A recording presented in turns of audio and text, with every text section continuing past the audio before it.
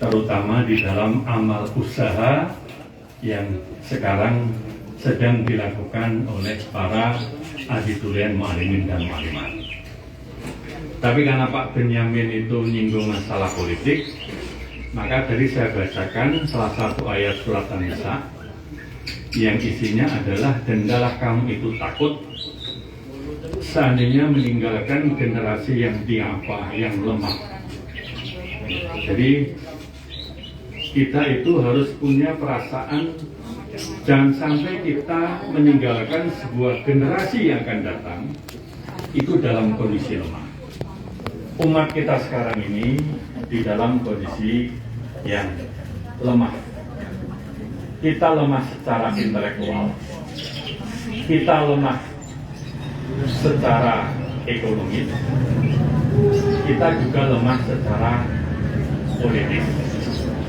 Ini kondisi umat Islam pada umumnya, terutama juga di Indonesia. Saya sering mengatakan bahwa umat Islam ini lemah secara intelektual. Di dunia ini penduduk atau orang Yahudi itu jumlahnya hanya 15 juta di seluruh dunia. Muslim adalah 1,5 miliar. Artinya perbandingannya adalah 1:100. Tetapi posisi intelektual umat Islam ini kalah dengan orang-orang Yahudi.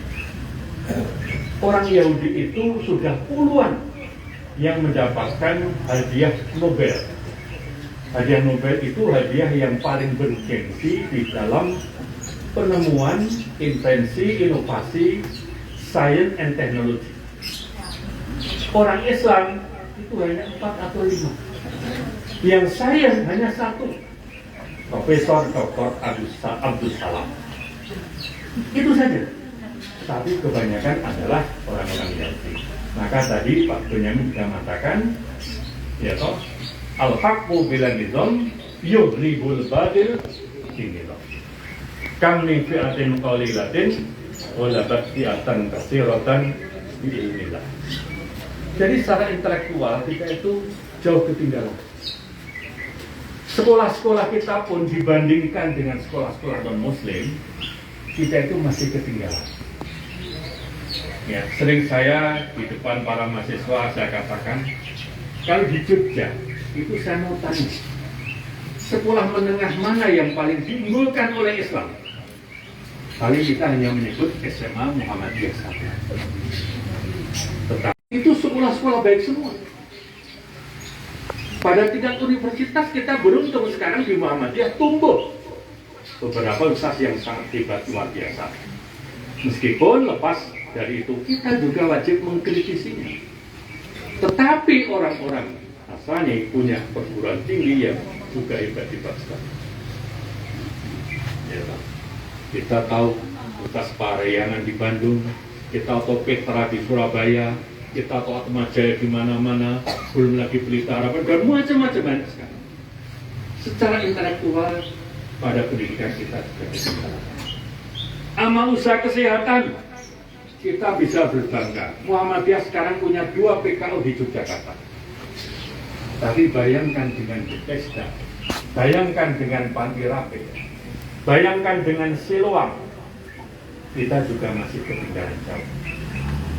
Dan bahkan orang yang berobat di Bethesda Panti Rapih, saya jamin lebih dari 50% adalah orang Islam. Kenapa tidak ke PKU? Karena kita dalam bawah sadar kita mengakui pelayanan dan kualitas medik mereka masih lebih baik daripada yang kita miliki. Itu dari sisi semacam itu, dari sisi intelektual, dari sisi ekonomis. Kemarin Pak Yusuf Kala mengatakan dari 100 konglomerat yang kaya itu, yang Muslim hanya 1. 99 tidak Muslim. Jadi kalau ada orang Indonesia 100 yang kaya, 1 yang Muslim. Tapi kalau ada 100 yang miskin, 99 adalah orang Islam. Bayangkan pemilik rokok Jarum, BCA, itu kekayaannya satu orang saja sudah mendekati 500 triliun. Untuk membangun rumah sakitnya Pak Marsudi yang tadi saya ke sana, rumah sakitnya Pak Marsudi itu dibangun dengan 45,5 miliar. Betul ya Pak Marsudi? Ya. Jadi rumah sakit yang baru dibangun ini Pak Marsudi itu 45,5 miliar. Yang dulu itu hanya rumah sakit bersalin di sebuah rumah kecil. Betul Pak Marsudi? Betul. Sekarang membangun 45,5 miliar. 5 lantai, ruang operasi akan di paling atas. Liftnya Hyundai. Kok Pak Fian tahu? Saya tadi sudah tanya kepada manajernya di sana. Jadi sebelum datang ke sini saya sudah tanya dulu ke sana. Karena Pak Marsudi kepengen juga menyampaikan ini nanti kaitannya dengan ini. Ya, di sana. Nah, sekarang juga yang lebih parah lagi, umat Islam sekarang itu lemah dalam bidang politik. Itu tidak hanya di Indonesia, di seluruh dunia kita kalah. Padahal politik itu merupakan sesuatu yang sangat penting.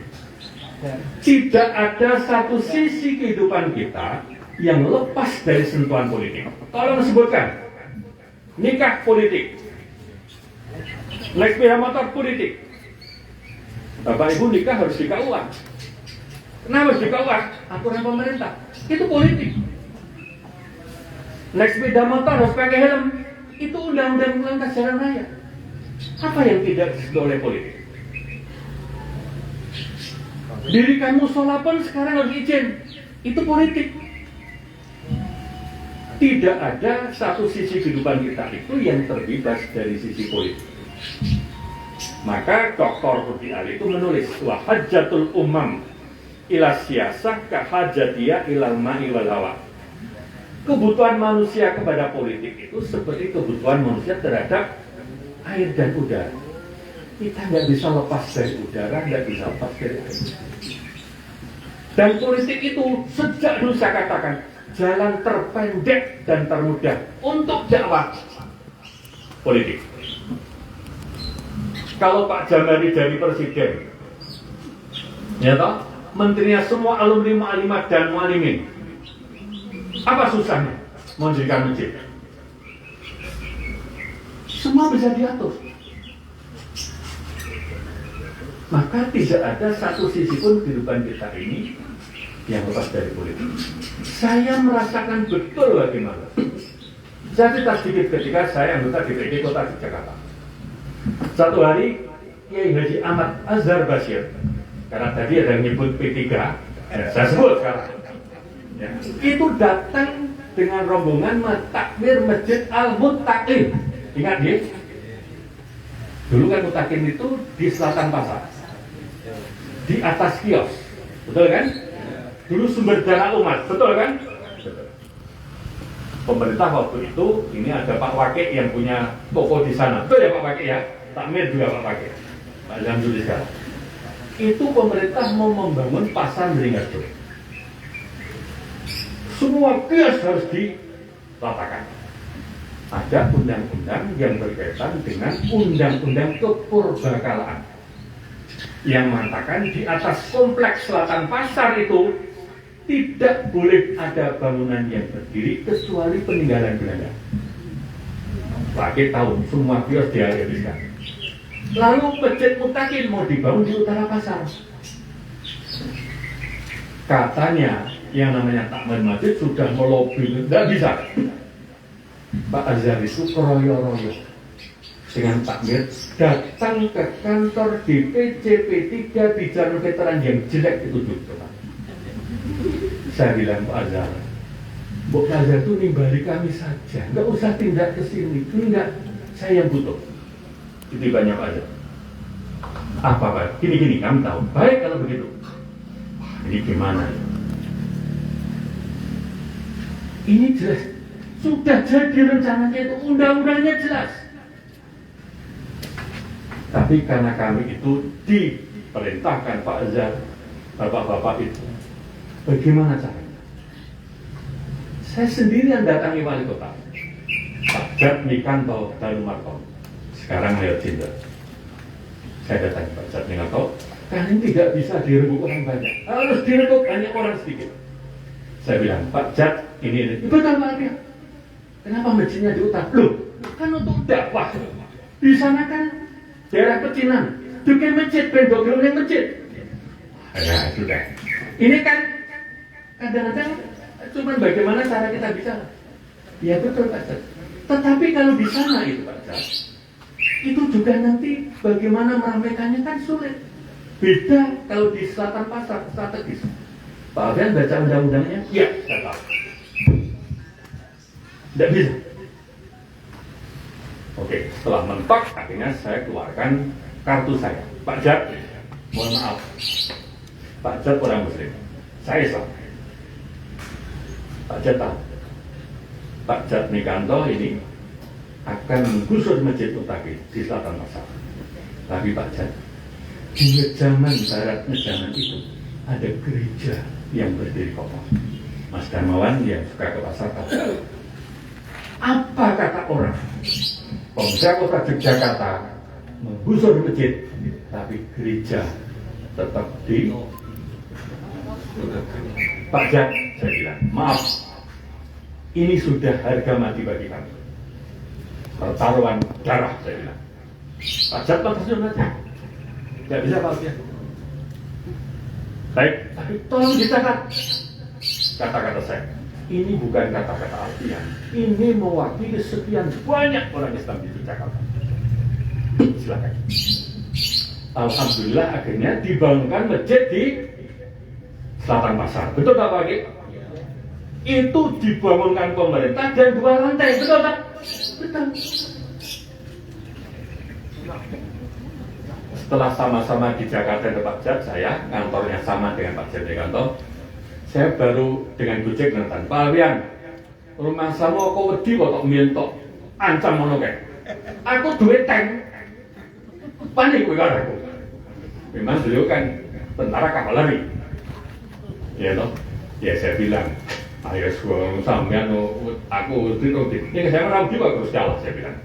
Nah, menang. Ya, tapi hanya Gojek. Artinya apa? Artinya ketika itu urusan politik, itu selesai. Pak Azhar itu kurang apa kedudukannya di Muhammadiyah? Tidak selesai. UAD di Muhammadiyah itu ada tanahnya yang memakai tanah negara. Yang dulu dipakai parkir, masjidnya pepetkan, gedungnya pepetkan tanah itu. Kalau itu nanti jadi kembali ke negara tanah itu harus dibongkar karena rohnya saya tahu dan orang Wadi pun ikut dulu, nggak ada yang memberitahu saya, nggak ada yang nyuruh saya, tapi ini milik Muhammadiyah.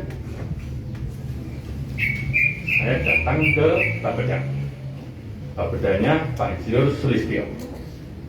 Pak Lis, ini gini, iya Pak Alfian tahu.